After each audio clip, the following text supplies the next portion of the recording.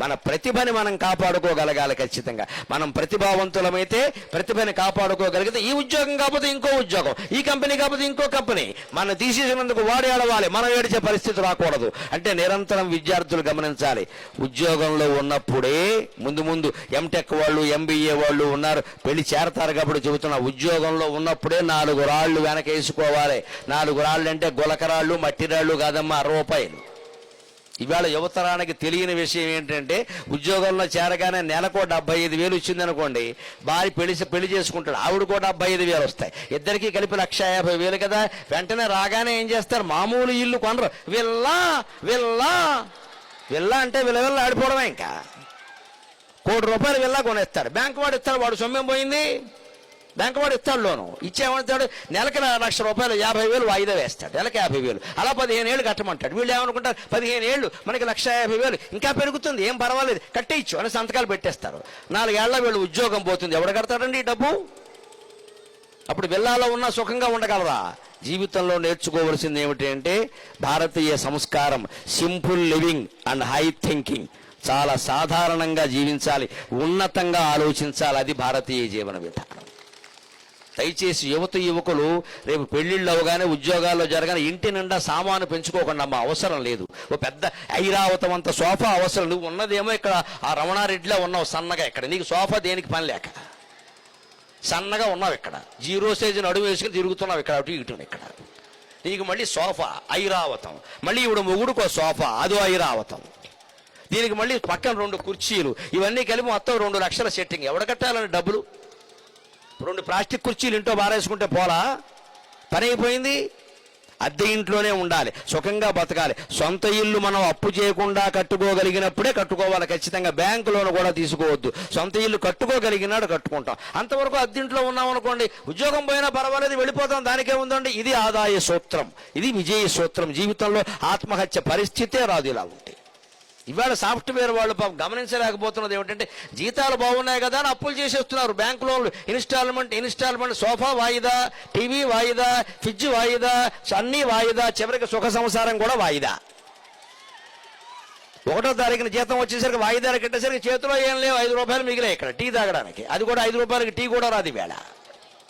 ఈ మాత్రం జాగ్రత్త రిక్షావాడు ఆటోవాడు పడతాడే, మనం పడలేమా అండి? ఎందుకు మన చదువులు? ఇంకా ఆదాయాన్ని మించి ఖర్చు పెడుతున్నావు అంటే గోతులో పడినట్టే లెక్క. పెద్దవాళ్ళు ఉపదేశం అదే చేస్తారు సాధారణంగా, జాగ్రత్త చూసుకొని ఆయన జాగ్రత్త చూసుకో అంటే వినరు, వెళ్ళేదో చేస్తారు అక్కడ. అందుకని జాగ్రత్తగా. అందుకని హంస అంది, నాకు ఈయన ఉద్యోగం తీసినా పర్వాలేదు, నేను హాయిగా నాకున్న ప్రతిభతో నేను బతికేస్తా. అందుకని విద్యార్థులు ఎప్పుడైనా ఉద్యోగం పోయినా భయపడకుండా ముందే 4 డబ్బులు జాగ్రత్త పెట్టుకుని, మళ్ళీ ఉద్యోగం వచ్చేలోగా 3-4 నెలల్లో ఏం చేయాలి? సాహిత్యం చదువుకోవాలి, ఉద్యోగానికి సంబంధించిన పుస్తకాలు చదవాలి, జర్నల్స్ అంటారు. అలాగే నెట్లో గూగుల్లో దానికి సంబంధించిన సమాచారం వెతకాలి. మన ప్రతిభను పెంచుకోవాలంటే ఏం చేయాలో అది చెయ్యాలి.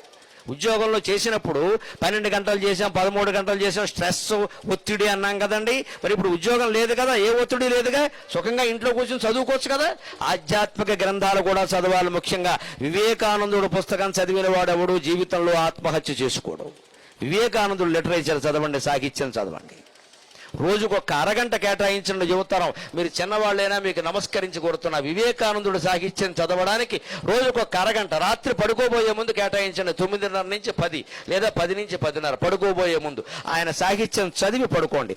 అద్వైత సాహిత్యం అయింది కంప్లీట్ వర్క్స్ ఆఫ్ వివేకానంద అని 8 వాల్యూములు ఇంగ్లీషులో ఉంటే, ఈ జీవుడు 8 వాల్యూములు కూడా 2 సార్లు చదివాడు ఎప్పటికీ. అందువల్ల ఇంత ధైర్యంగా బతకగలుగుతున్నాం, ఇన్ని మాటలు మాట్లాడగలుగుతాం.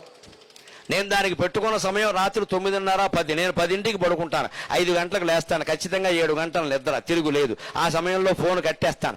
దేవేంద్రుడు చేసిన పలకన నాకు అవసరం లేదు, దేవేంద్ర పదవి నాకు అక్కర్లేదు, దేవేంద్రుడికి నేను భయపడక్కర్లేదు. భయము కోరిక లేనివాడు ప్రపంచంలో ప్రశాంతంగా ఉంటాడు. కోరిక లేనివాడు, భయం లేనివాడు ప్రశాంతంగా ఉంటాడు. నాకు కోరిక లేదు, మా అమ్మ దయ వల్ల, మా నాన్నగారి దయ వల్ల నాకు భయం లేదు. అందుకని నేను హాయిగా ఉంటాను. 10ంటికి ఫోన్ కట్టేస్తా. పొద్దున్న 8, నా పొద్దున జపం అయిపోవాలి, పారాయణ అయిపోవాలి, 8:30 కాఫీ తాగుతా. అప్పటి వరకు నేను ఫోన్ తీయను. ఎవరు ఫోన్ చేసినా సరే నేను ఆ ఫోన్ కట్టేసే ఉంటుంది. మిస్టర్ కాల్ ఇస్తే నేను దేవేంద్రుడు చేసినా సరే, సీఎం ఫోన్ చేసినా సరే నేను పలకను. నాతో ఆయనకి పని ఉంటే ఉండొచ్చు, ఆయనతో నాకేం పని లేదు, నేను హోకంగా ఉంటాను. నాతో ఆయన పని ఉంటే మళ్ళీ చేసుకుంటాడు, నాకే ఎవరైతే నాకే.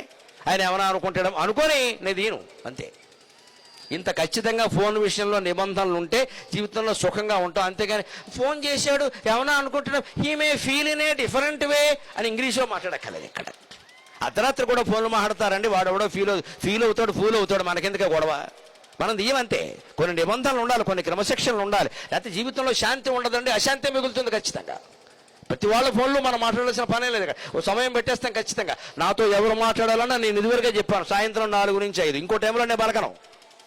సాయంత్రం 4 నుంచి 5 అంతే, కట్టేస్తాం ఫోను. దానికి నెంబర్ ఇచ్చాం ప్రత్యేకంగా, ఆ ఫోన్ అప్పుడే తీస్తాం, అప్పుడే మాట్లాడతాం.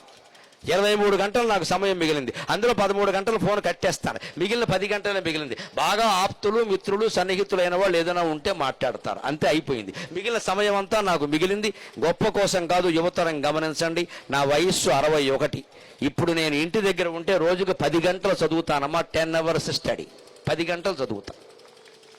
ఇప్పుడు కూడా నేను ఖమ్మం వస్తూ బ్యాగ్లో ఓ పుస్తకం పట్టుకుని వచ్చా. సాహిత్యంలో ఉండే వర్ణనలన్నీ ఉన్నాయి. అది 22 సంపుటాలు, అందులో 19వ సంపుటం చదువుతున్నా. నేను రైల్లో వస్తూ చదివా, కారులో కూడా కూర్చుని చదివా. నాతో వచ్చిన వాళ్ళని అడగండి.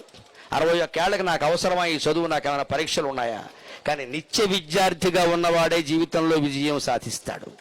విద్యార్థి అంటే చదువుతూ ఎంఏ అయిపోయింది, పిహెచ్డీ అయిపోయింది అనదు, నిత్యము చదవాలి. జీవితాంతం చదువుతూ ఉంటే కొత్త మార్గాలు దొరుకుతాయి, కొత్త ఉపాయాలు దొరుకుతాయి. అందుకని హంస అంత ధైర్యంగా మాట్లాడింది ఖచ్చితంగా. ఇప్పుడు